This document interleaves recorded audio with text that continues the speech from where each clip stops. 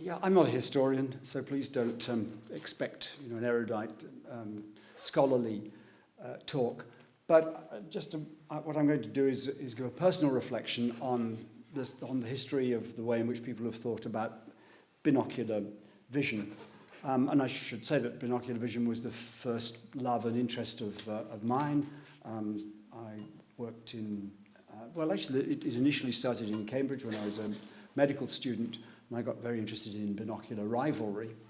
That was 1964, and I'd read, therefore, all of Hubel and Wiesel's early papers, particularly their discovery of binocular neurons in V1, and the fact that those neurons are orientation selective, of course, with matched orientation preferences in the two eyes. So it occurred to me that binocular rivalry might have something to do with conflicting information on the receptive fields in the two eyes of binocular neurons. I went to Berkeley with the idea of doing that.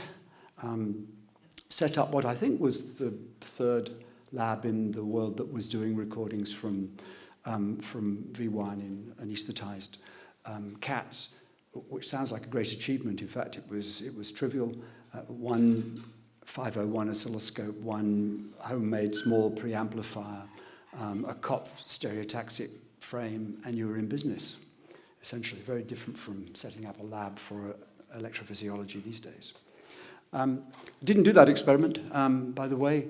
At least I didn't do it for another 25 years with Frank Zengpiel here in Oxford, maybe 30 years, here in Oxford. But instead, we being Horace Barlow, Jack Pettigrew, and I, looked at the way in which binocular neurons in V1, described by Hubel and Wiesel, combine information from the two eyes, and in particular, the way in which they help to begin the process of extracting information about distance.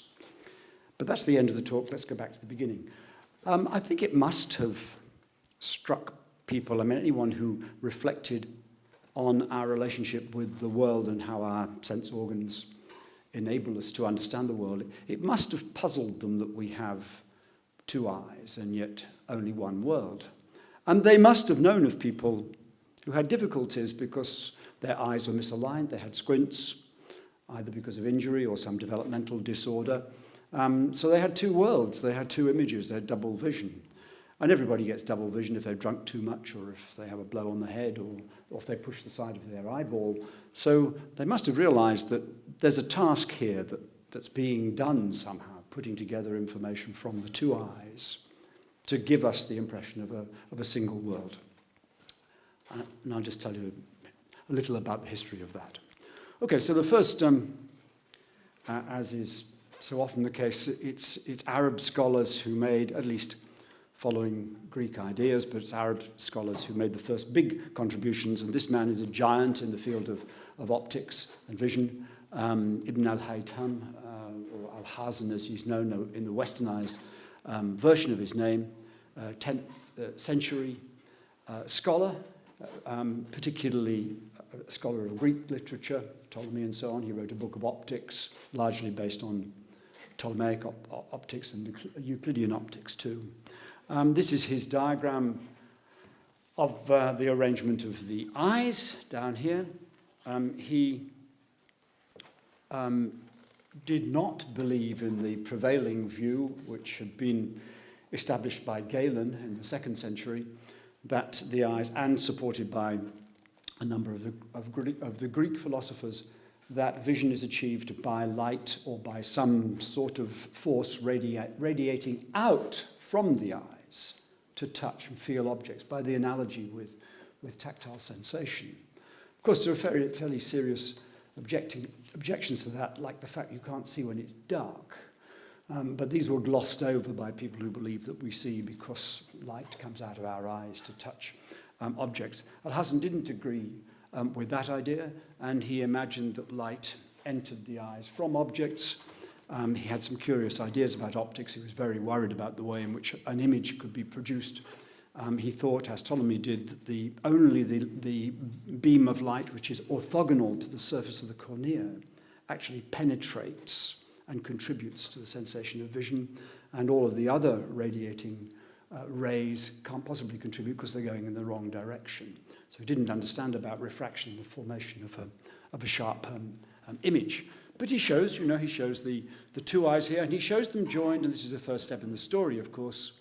He shows this, undoubtedly the optic nerve of each side, joining presumably a very simplified representation of the optic chiasma. He shows no attempt at detail of what might happen in that, but that sets the scene. And the chiasma, of course, is a very distinctive structure in the brain, even for the most primitive dissection of brains. The presence of the bright white optic nerves and the crossing over point under the base of the brain must have been quite impressive, connecting to the eyes, of course. His great follower, this man, Kamal al-Din al-Farisi, actually is he is the author of the main documentation through which we know of Alhazen's work, because he redrafted and reinterpreted Alhazen's work, particularly through his book on reflections of the science of optics, that is, on Alhazen's science of optics. So here is a very similar looking diagram, which is a reinterpretation by al-Farisi of Alhazen's views.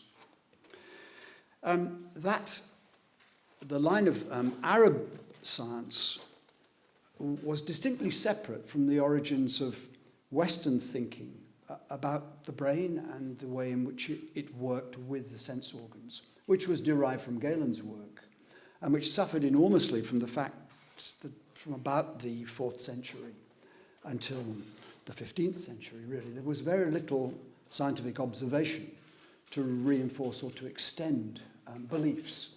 And that was, to a large extent, because of the views of the church.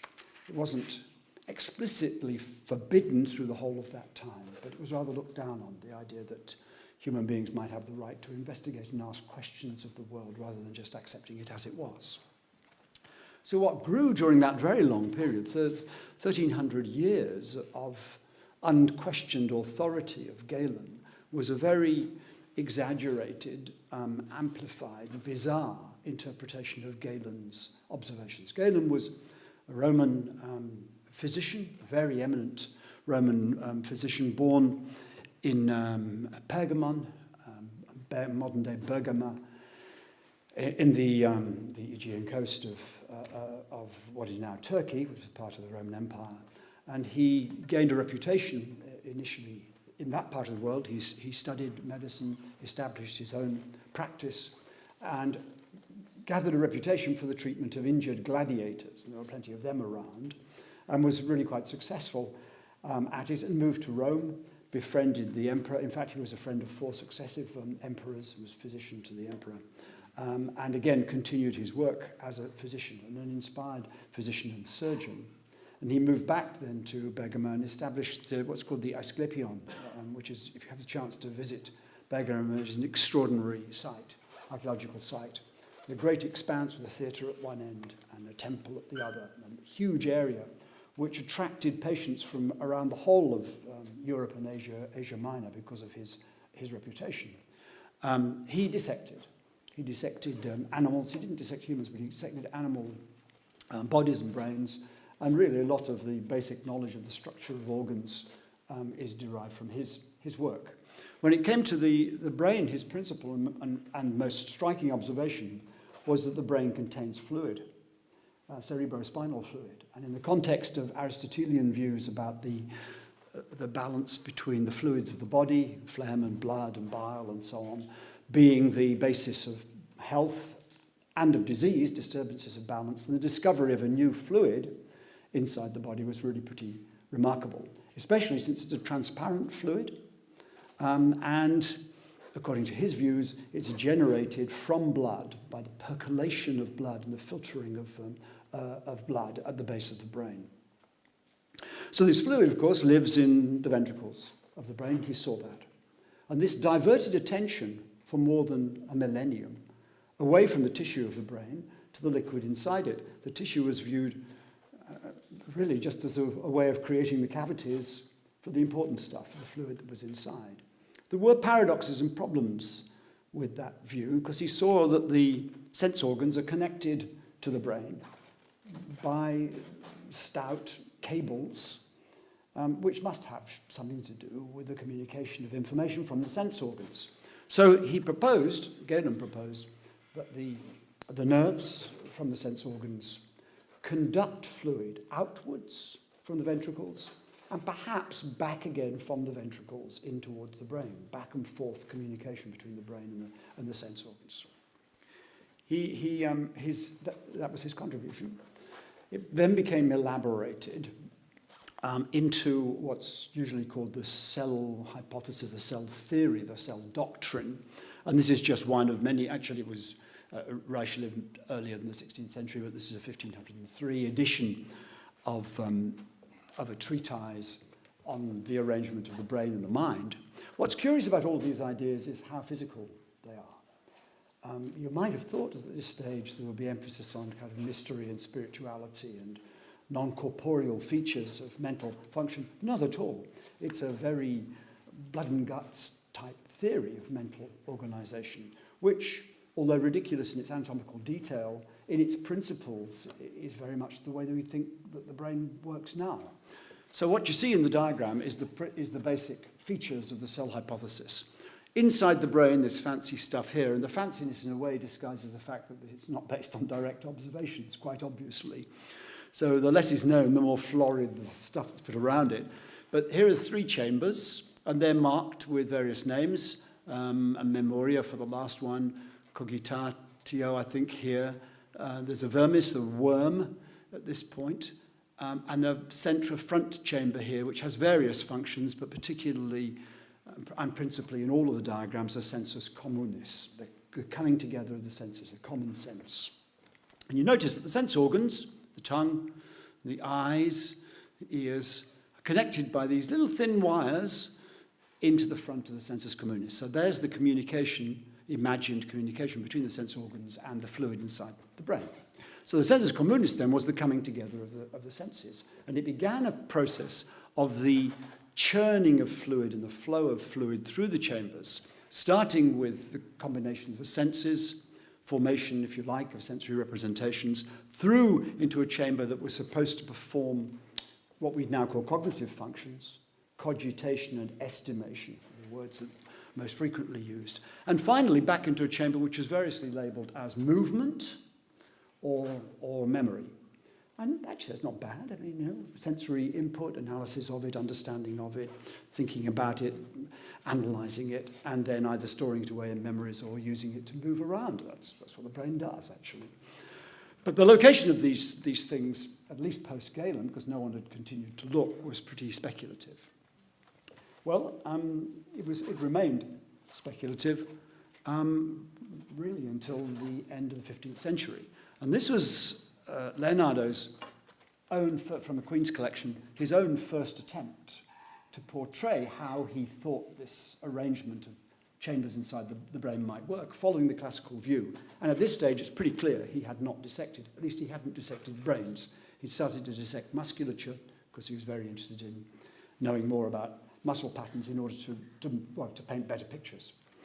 So you see him, beautiful, beautiful profile picture, very Leonardo, but inside this sort of speculative stuff, clearly inaccurate, not based on observations. And what do you see? You see an eye and an optic nerve, and then ever hazier speculation about the distribution of the 3 classical chambers. With the eye, you see, ending in the sensus communis, very much the classical picture. And here, an imagined horizontal section showing the 3 chambers in the midline, as he imagined, of the brain.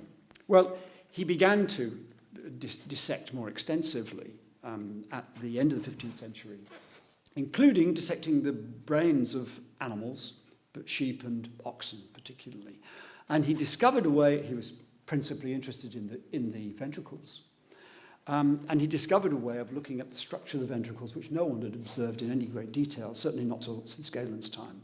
And he did it by injecting wax into the ventricles, hot wax, into the ventricles, filling them very quickly and letting the wax set, and then peeling the tissue off to see the structure of the ventricles, presumably using his skills derived from casting in bronze. So here is a completely different style of diagram, clearly much more authentic, based certainly on dissection. It's an ox brain, early in the 16th century. And what you see is total revision in the arrangement. He's still very interested in the distribution of the ventricles. Here's a cross-section, vertical cross-section, with what are now obviously the lateral ventricles, fourth ventricle down here and third ventricle. And here's the brain viewed from below with the so-called rete mirabilis at the base of the brain, which was supposed to be where the spirit, the fluid in the ventricles was created from blood. And here a horizontal section with the lateral ventricles, third ventricle, and so on. So the problem was that the first of the chambers that he saw, which he thought were the lateral ventricles, connecting through into the third ventricle and the fourth ventricle, didn't have any obvious connection with the sense organs. Instead, the major sensory nerves, particularly the optic nerves, seemed to be headed towards, of course, the thalamus. And the thalamus, as you know, flanks the third ventricle. So with an inevitable flow of evidence and logic, he said, okay, classical ideas are wrong. There is a sensus communis, but it's not in the first ventricle, it's in the third ventricle. It's in the middle of the three classical chambers. So he just shifted the label, and here in his backward writing is sensus communis. So, I think this is a point I made in the book, The Mind Machines. I think probably Leonardo is responsible then, by doing that, by applying the term common sense to the chamber that had originally been given the function of intelligence and rationality. He led to the common colloquial use of the phrase common sense to mean intelligence or natural logic.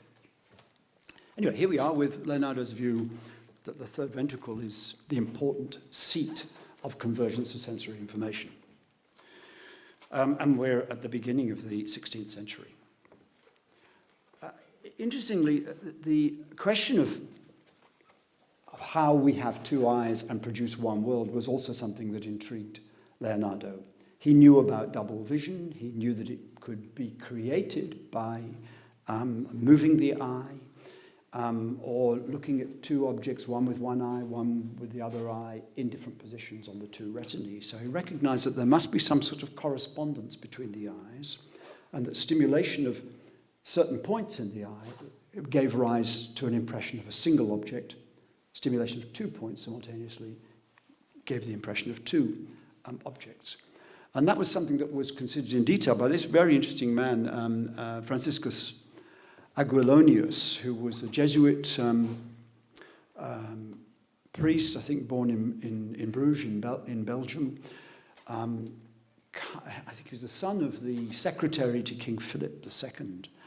And he became very interested in optics, had a lot of relationships with artists who were very keen to know about the laws of perspective and so on. He played a large part in that. But one of his interests was in binocular vision. And you see here, and by the way, the illustrations in this very famous set, this doesn't, by the way, mean looking for free love. This means there are 6 books of optics. And the illustrations were drawn, the etchings were made by Rubens. And in this one, you see a blind man reaching out, not knowing the distance of an object from him. So the implication that we need to know about distances and that our vision helps us to understand a distance. He recognized that depth, the perception of distance, depends on a special use of the eyes. And here another illustration of double vision. He shows a man converging to look at a little sphere placed on a stand, and then his putti standing on either side here, marking out the positions of where the images of the sphere appeared to be with his right eye. In other words, his left eye closed, the sphere appeared to be over here in the distance, and when he closed his right eye and looked with his left eye, it appeared to be over here. So, putting two images there in the right positions could recreate the apparent impression of a sphere at a closer distance. He didn't quite get to the idea of binocular disparity, the idea that objects at different distances are arranged on the retina in a geometrical pattern that depends on their distance with respect to each other. But he's very close. Okay. We're moving on to the story, and a towering figure in 17th century philosophy, well, in mathematics and everything physics, was, of course, Descartes. And Descartes was terribly interested in vision and very interested in the visual system. So in one of his in great books, the Tractus de Homine, I think 1625, but the best-known edition is the French edition, 1664 edition, published posthumously, and it is better known because it was published in French, which was much more widely read amongst kind of middle-class people rather than the real aristocracy. So it was read much more widely than the Latin version. He had already described in his La Dioptrique his own observations on the formation of the retinal image, not really very well understood until the beginning of the 17th century. He wasn't the first person to observe the retinal image directly and how it was formed, the fact that it's inverted and its dependence on both the lens and the cornea. Christopher Scheiner did that for maybe 30 years earlier. But he did repeat the experiment very elegantly, and with his philosophical interests, gives a wonderful description of it. He got a fresh ox eye from the abattoir and cut an aperture in the sclera at the back, leaving the vitreous intact, and put a piece of paper, parchment, over the sclera to make a semi-transparent projection surface, and then held the eyeball up to the surroundings of his room, particularly the windows. And what he saw, of course, is a little image at the back, a little upside-down image, which moved around as he moved the eye.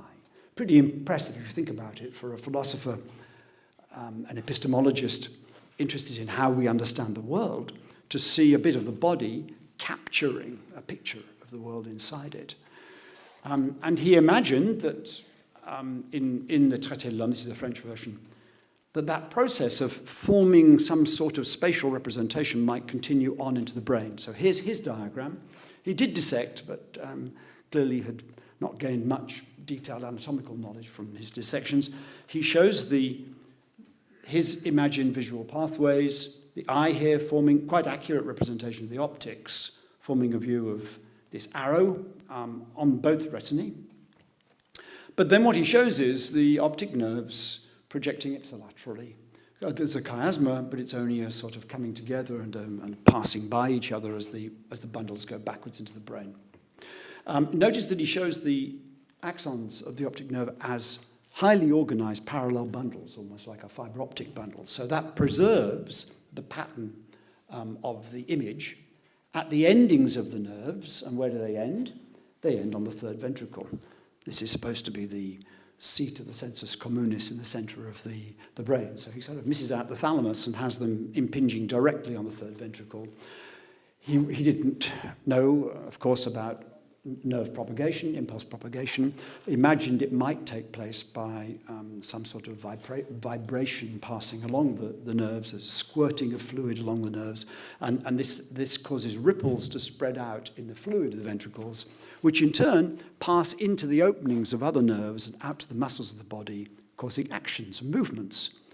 So he was the principal originator of the concept of reflexes, with sense organs producing activity inside the brain, which then gets pushed out to appropriate muscles to produce appropriate actions in response to sensory stimuli.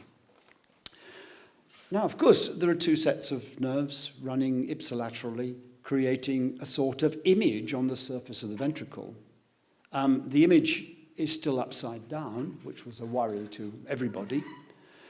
But you notice that there's a relationship with this strange structure, which is the pineal body, and you'll know that Descartes thought of the pineal as being the seat of the interaction between the non-physical soul and the machinery of the brain. He thought of them. He was the origin of Cartesian dualism, and thought that although most of what we do, and certainly everything of what animals do, is simply mechanical reactions, just a result of fluid being pushed around within the brain, human beings had both the understanding of what was going on, they had subjectivity, but they also had the capacity from inside to change the course of actions in situations of sort of moral conflict and so on. And that was achieved by this structure sitting in the brain, mediating the influence of the non-corporeal soul.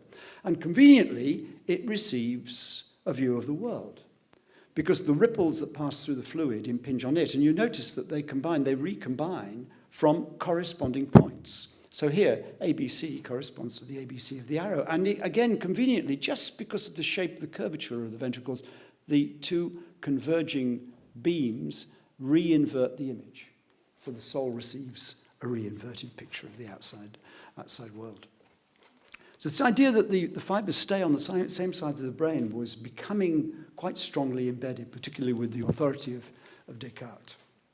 Now, Oxford makes its contribution, and this is a picture that Zoltan gave me, showing the matriculation document for one Thomas Willis of Christchurch. In 1636, Willis came to Oxford originally to study for the church, but at the height of the Civil War, when Oxford was surrounded by Republican forces, parliamentarians, and he decided to change his career to medicine. He qualified in medicine in 2 years and became one of the best-known physicians of the 17th century, eventually the court physician to Charles II, and also an extraordinary observer and clinical scientist. And he dissected, here he is, he dissected, and you see from the skulls, including human skulls, on his desk, the head and the brain was of a special interest to him. So this is a very well-known diagram, the first real attempt at pictorial accuracy, real accuracy of a dissection. And remember, no fixative. This was removed from the head of someone who'd just been hung around the corner in St. Giles, probably, and brought around to his little hospital on High Street, at the back of Beam Hall in Oxford. This picture was drawn by his friend and his colleague and his collaborator, who worked with him in the dissection room, Christopher Wren. John Locke, by the way, also spent a brief period helping Thomas Willis with dissection. John Locke, the great philosopher. There were no boundaries between disciplines then. So here is this is from Willis's book, Cerebral Anatomy, but it's Christopher Wren's diagram, and you see the beautiful detail here at the base of the brain, the so-called circle of Willis, the circulation, the base of the brain, and here the optic nerves. The eyes have been cut off, but here are the optic nerves, the chiasma, and entering here close to the thalamus, of course. Willis made many really important contributions, but one of the principal ones was, for the first time since Galen, to emphasize the importance of the structure of the brain. Yes, the fluid's important. He believed that animal spirits circulating through the brain played an essential role in what it did. But, you know, he was a comparative anatomist. He looked at different animals. And what he saw was that the shape, the size of the brain was different for every animal. And there were differential bits of morphological difference, particularly the enormous expansion of the cerebral hemispheres in human beings. So he I think quite reasonably said, why should the tissue be varying so much in its form if it's not doing anything, if it's only just creating the walls of a chamber for the fluid? So he talks very much about interactions between the fluid and the parts of the brain, the fluid circulating and impinging on a particular part of the brain, and therefore forcing on it a functional role. And the functional role he suggested for the cerebral hemispheres was things like perception, estimation, thought, and reason, and all of those good things that we think it does do. So the emphasis on the tissue was, for my present argument, perhaps the most important contribution, and it completely shifted the dialogue in science, at least in Europe, and particularly in northern Europe. Suddenly, anatomists started to look in detail at the structure, and were able to do so remarkably with very simple equipment and methods. No microscopy, no sectioning. At least the people I'm going to describe were not using microscopy or sectioning. They were doing fine dissection, just looking at the structure as they saw it. Very important contribution in that respect was this man, William Briggs, who is an extraordinary man. I mean, he came from a simple Norfolk family, went to Corpus Christi College, Cambridge, which is where I studied too as a medical student. But he, unlike me, entered Corpus at the age of 13, graduated when he was 16, went on to study medicine, and became a very eminent MD. He was, for a while, he was a court physician. And he was quite clearly a simply exceptional, self-trained anatomist, dissector. So when he was still a very young man, 15 years old or so, he befriended a junior fellow of Trinity College, who was also, for that stage in his career, very young, 19, and that was Isaac Newton. So a very close friend of Isaac Newton who came to observe his dissections and in fact wrote the preface for his best-known book on the structure of the organisation of the brain, and wrote a letter which was a very positive and supportive, complimentary letter, which was used as the preface of the book. So they were obviously very close. Well, Briggs was particularly interested in the eye. He became an ophthalmologist. Went, I think, to St. Thomas's Hospital. He first I think in the 1670s, wrote a book on the structure of the eye. He described the optic papilla for the first time and the nerve canal, the way in which the nerve leaves from the back of the eye, and then followed that interest working through to look at the structure of the optic pathway. Okay, so here is one of the editions of his two books, the Ophthalmographia, which is the first of his books on the structure of the eye, and then the Neurophysiology, the new theory of vision, describing the theory of the optic pathways and how vision worked, published together by the Royal Society in, 1686. In fact, it was first published in 1682, the second of the books, most important books. And here it is, the 1682 edition, and this shows two views of the same basic idea. So here are the eyes, as he saw them, and here the optic nerves, of course. But look at this, ipsilateral projection, complete separation in the chiasma, and then the fibers radiating around to the posterior thalamus here. Presumably this is the colliculus below, but I mean, this is just from hand dissection. Quite remarkable. And here again, you see a simplified diagram of the same thing with the fibers ending in the thalamus, and a single object producing images at corresponding points. And although they project then to separate places through separate nerves, somehow creating a single picture. He recognized that as a problem. But his ideas were really beautiful, if ludicrously wrong. He pointed out that the curvature of the optic tract meant that fibers on the outside took a longer path. Here they are entering the posterior thalamus, and suggested that this must cause a gradient of tension, rather like the strings of a violin bending over the bridge of the violin. So he thought that information was conveyed along the nerves by vibration, and that the frequency of vibration would be determined by the tension in the nerves.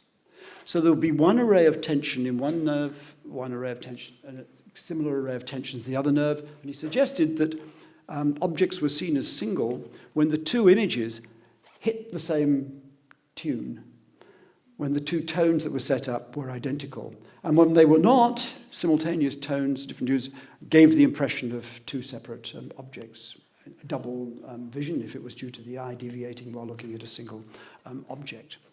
Well, Newton admired his dissections, but not his theory. And there was a long correspondence, rather critical, hostile correspondence from Newton to Briggs about these ideas, particularly criticizing the notion that there could possibly be greater tension in these nerves, adequate to cause a range of vibrating frequencies. Although it must be said that Newton himself, although not totally clear about how messages were conducted along nerves, did consider the view that vibration was the basis of conduction, and that, of course, fitted rather nicely with his own observations on colour and his wavelength theory, his frequency theory of colour. Different frequencies of colour might cause different frequencies of vibration in nerves.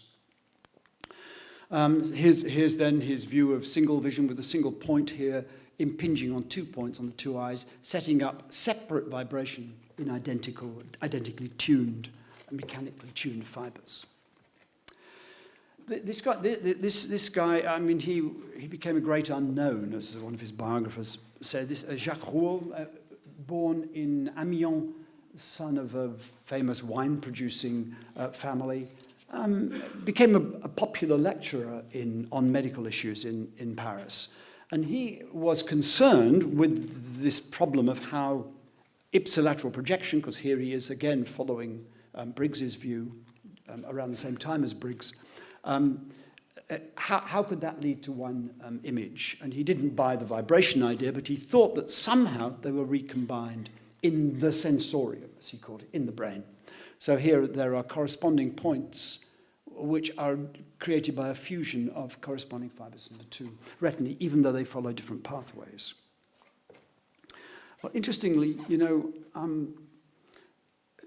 even though the optic chiasma, partial decussation in the optic chiasma, obviously generates immediately the opportunity for convergence of information from corresponding parts of the two retinae, we know, of course, that it doesn't happen immediately. It has to go through the relay of the thalamus, in which information from the two eyes is still quite strictly segregated before projecting to the cortex, and even at the cortex, it's initially still, the right and the left eye projections are still segregated in layer 4 of the cortex. So this is a problem for the nervous system to solve, even after it's managed to get the two sets of corresponding fibers into the same optic tract. It isn't a trivial problem. So maybe the notion, this curious notion that there was ipsilateral projection wasn't a major difficulty in the theory. It's a difficulty for all theories of binocular vision. Newton's own contribution is, as you might imagine, absolutely seminal. Remember, he, as a young man, had observed Briggs, looked at the dissections, knew about Briggs's theory, but didn't agree with it, but puzzled for himself what might be going on. And without any dissection of his own, there's no evidence that he dissected, he came to the following conclusion. And I'll show you the section of the optics, 1704, optics. So he says, are not the species of objects, this is right at the end of the book, out of the blue, are not the species of objects seen with both eyes united, where the optic nerves meet before they come into the brain, the fibers on the right side of both nerves uniting there, and after union going thence into the brain and the nerve which is on the right side of the head, and those on the left side going into the left side of the head. Partial decussation described in words. It was not known that he'd ever produced an illustration until a manuscript was discovered quite recently in his collection of letters, which contains this illustration showing fibers leaving the two eyes, partial decussation. Here we've got the fibers from the nasal retina crossing over, those from the temporal retina staying on the same side, correct. But he shows what he described in words just then, a literal physical union of corresponding fibers from the two eyes in the optic tract. So there are only single fibers that run out then, caused by the junction of right eye and left eye fibers. Obviously wrong, but at least he'd captured the idea of decussation and the distribution of information from each side of the world to the opposite side of the brain, which becomes very important. John Taylor, an interesting man, a chevalier, he described himself as a roving ophthalmologist and surgeon adventurer. He falsely claimed that he'd performed the first successful surgery on squint. He hadn't. That had been done by a Frenchman 30 years earlier. But he went from village fair to village fair, removing cataracts. That was his business principally, with a fairly low success rate. But still, you know, if you have a dense cataract, better to have a 20% chance of being able to see, because the alternative is that you don't see anyway. But here he is, and he, I mean, interestingly, his one real contribution to science is this, a beautifully accurate picture of partial decussation. Nasal retina projecting across to the other side, temporal retina staying on the same side, and he was clearly worried by Newton's ideas about fusion. He doesn't show fusion. The two sets of fibers stay separate from each other. A very big contribution. We'll just leap into the 19th century and then even faster into the 20th century. Since Aguilonius, anyway, no one had seriously considered the way in which the two eyes, could contribute to depth perception. people had noticed, Willis noticed, Newton therefore noticed, that the angle between the eyes varies in animals. And in fact, I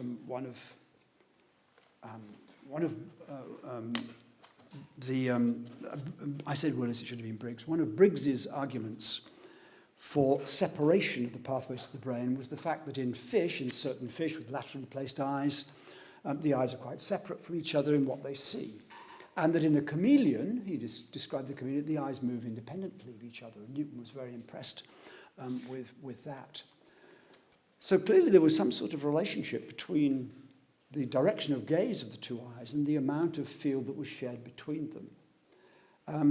Newton didn't explicitly point out there's an obvious disadvantage in losing the capacity to see the whole of the visual field by having the eyes pointing forwards, and therefore thinking that there might be some corresponding advantage in having both eyes pointing in the same direction. But this became of great interest to biologists in the 19th century. It's led to what's called the Newton-Müller-von Gudden law, that the fraction of temporal fibers that stay on the same side of the brain in the optic tract is related to the angle between the visual axes.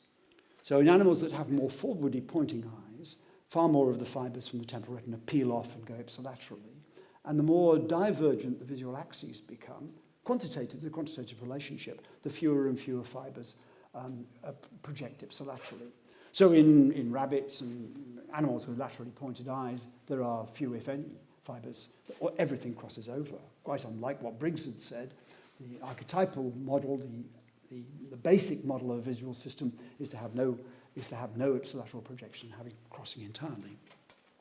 So what's the advantage then of having the eyes pointing forwards that compensates for losing the ability to see behind your head, as a rabbit can? And one of the obvious advantages is stereoscopic vision, the ability to use the small differences between the two retinal images created by the fact that you view the solid world from slightly different directions with the two eyes, using that information, tiny though it is, to derive or to compute information about that third dimension, and that's done in the brain. And it was really Wheatstone's observations, even though the Greeks had played around with ways of putting different images into the two eyes, that they didn't invent a stereoscope. People had played games with methods for applying different images in the two eyes, but it was Wheatstone, through the invention of the stereoscope, who really opened up the capacity to study stereoscopic vision. So this was his first stereoscope, published in his classic paper, 1838. It's just a pair of mirrors arranged orthogonal to each other, viewing screens here, which could be shifted out to different distances, and then patterns could be placed on the screens, and moved around then so that they fell on corresponding points and could be seen fused and combined by the two eyes, as if the two eyes were looking through the mirror at a distant object. And what was seen when these images were not identical, but geometrically varied in ways that mimicked what the eye would see if it viewed a solid object from those two directions, the solidity of the object was recreated by these flat images. That's stereopsis. Cajal, great anatomist, really one of the founders of modern neuroscience. Here he is. By the way, you see wonderful pictures of Cajal, yes?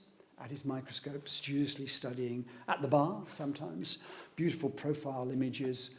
He was a keen amateur photographer, and he photographed himself all the time. I think he was a rather vain man. But interesting that his interest in the chemistry of reactions which would reveal the structure of neurons, silver staining and so on, coincided and overlapped his interest in photographic techniques in how emulsions worked.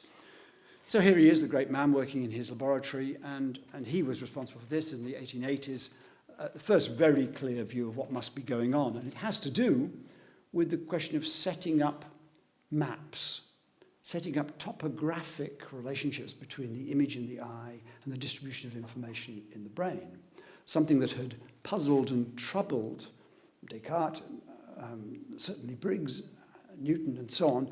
Here was Cajal's take on it. In an animal with laterally pointing eyes, here we are, there's no, in this particular imagined case, no overlap between the two visual fields. So each eye views part of any single object in space. Then the eye decussates completely, presenting to the opposite side of the brain, the thalamus here, and then on, or back, no, this wouldn't be, in this case he might be talking about the superior colliculus. A distributed map of incoming fibers, just like Descartes, but here it is in the brain rather than on the ventricles. And from the other eye, the other side, and they kind of line up. So you can imagine rules, guidance rules, telling fibers where to go so as to produce this ordered representation. Getting an ordered representation when you've split up the projection is, of course, much more difficult. So here we've got the optic tract containing one view of the back of the arrow coming from one eye, and another view of it coming through the other eye, remaining separate, going through the thalamus separately. Here's the imagined lamination of the thalamus, if you like, and finally converging as he shows it at points in the cortex, recreating a continuous representation of the arrow in space in the same way as is done even with the laterally pointing eyes. And that's, in synopsis, very much the way we now think of it being done.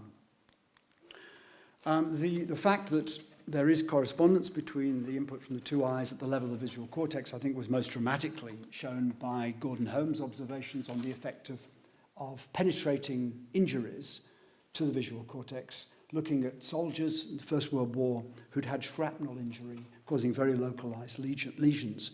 And he was able to map out the topography of the visual cortex from the tiny areas of blindness in the field that were produced by local injury. And one of the first things that he pointed out, this is one of his diagrams of the visual field of the left eye here, the visual field of the right eye, measured separately, in a person who's had an injury here just at the occipital pole on the left side, a penetrating injury here. And what happens? It produces a little patch of blindness very close to the very center of the visual field, the fovea here. But it produces a corresponding patch in both eyes. So obviously he came to the conclusion that each point on the cortex is the fusion of information from the two eyes from corresponding positions in the two eyes. And finally, the leap, we're almost through, to Hubel and Wiesel, already mentioned by Gordon, of course. And here they are at Cold Spring Harbor. So I took that photograph, I guess, in the 70s at a Cold Spring Harbor meeting.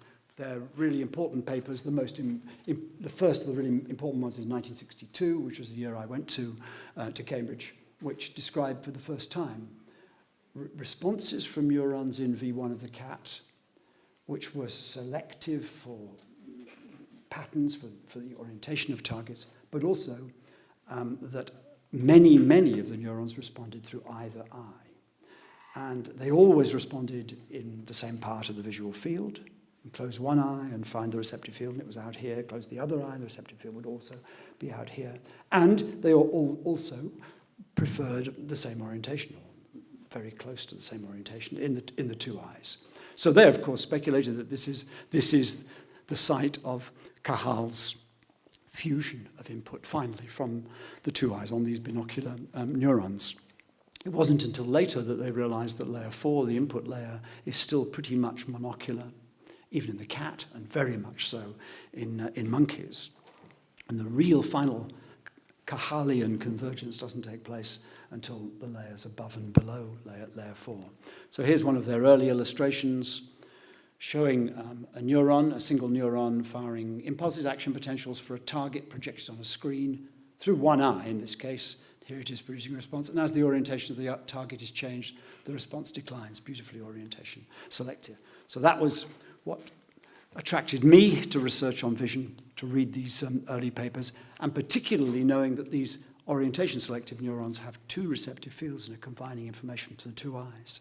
As I said, what I naively first wanted to do was to look at the way in which these cells would respond to different orientations in the two eyes, to rivaling stimuli.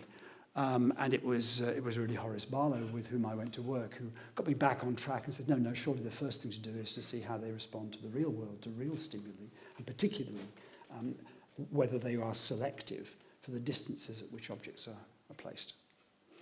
Just to be fair, I should say that, yes, we started that work in 1965. I went in October and had a lab set up by November and was recording neurons, not from V1, I have to say, almost certainly from area 19 initially. And Horace came back from a meeting, a symposium in Pasadena.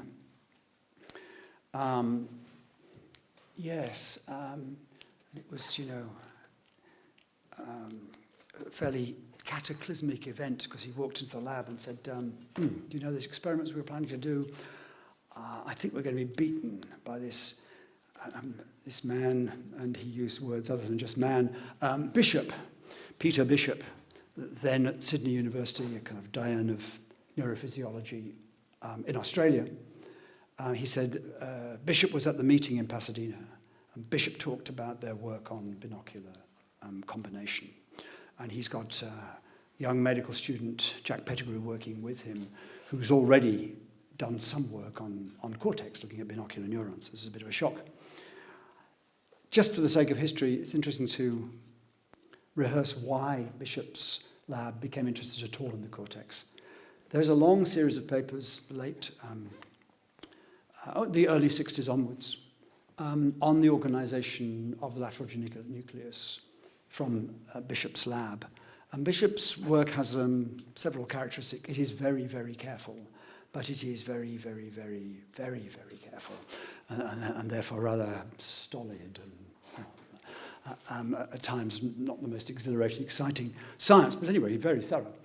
And what he had in, I think, 1964 described was the fact that with, I think, Sanderson, Dreher and Sanderson perhaps, what he'd found was that as he recorded from the lateral geniculate nucleus, from the layers of the lateral geniculate nucleus, as his electrode went between the monocular, very profoundly monocular layers of the lateral geniculate nucleus, he found tiny numbers of neurons around the border which had receptive fields in both eyes.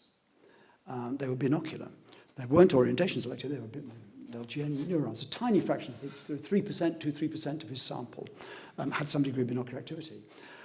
I have to say that Bishop did not immediately see that this was interesting in terms of perception, either binocular fusion or stereoscopic vision.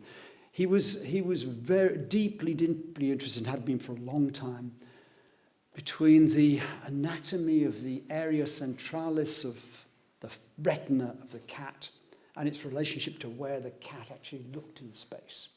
There's been some controversy about the function of this broad area of higher density of receptors and ganglion cells. So he wanted to know whether the area centralis of the two eyes actually corresponds to the visual axis of cats. So when he found binocular neurons in the LGN, he thought, this is it.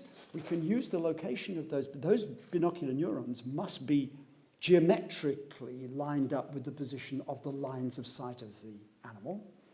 Therefore, we can use those, compare them with optical projections of where the area centralis is out in space on the screen for the cat. We can settle this business once and for all where the area centralis is in relation to the direction of gaze by looking at these binocular neurons. What? I mean, that's the most boring possible question you could ask with the most interesting discovery in neurophysiology for the last 20 years, but that's what he decided. And then along came the Hubel and Wiesel papers, lots and lots of binocular neurons in V1. So he was willing to let this bright young medical student work on V1 only because he saw this as a way of asking that incredibly boring question of what the geometry of the visual axis is in relation to the area centralis. But Jack had it. Didn't have the freedom to follow it, but he wrote a master's thesis, and there's a single line in it saying that he'd recorded from very small numbers of binocular neurons, and he thought that there were variations in the positions of the receptive fields on the two retinae from cell to cell in a very, very small sample. So he came across to Berkeley to do the experiment with us in the summer of '66. Interesting summer, actually. Those of you who are old enough to remember and didn't smoke enough that you can't remember anyway. But we did the work there, and yeah. So this is, I think, the final picture is from one of my papers with Jack in Nature on the relationship between ocular dominance and preferred disparate, rather esoteric point, but just to illustrate the way in which an individual neuron in V1 of the cat can respond, and here are action potentials down here, to stimulation of either the left eye or the right eye in corresponding. They could have differences in the strength of the activity, that is ocular dominance differences, but the receptive fields were in roughly the same part of the field and roughly the same orientation. And they were therefore almost certainly fusing information from single boundaries in the world, and because of the variation, the slight variations in the relative positions of their receptive fields, were detecting objects at different distances. Thank you.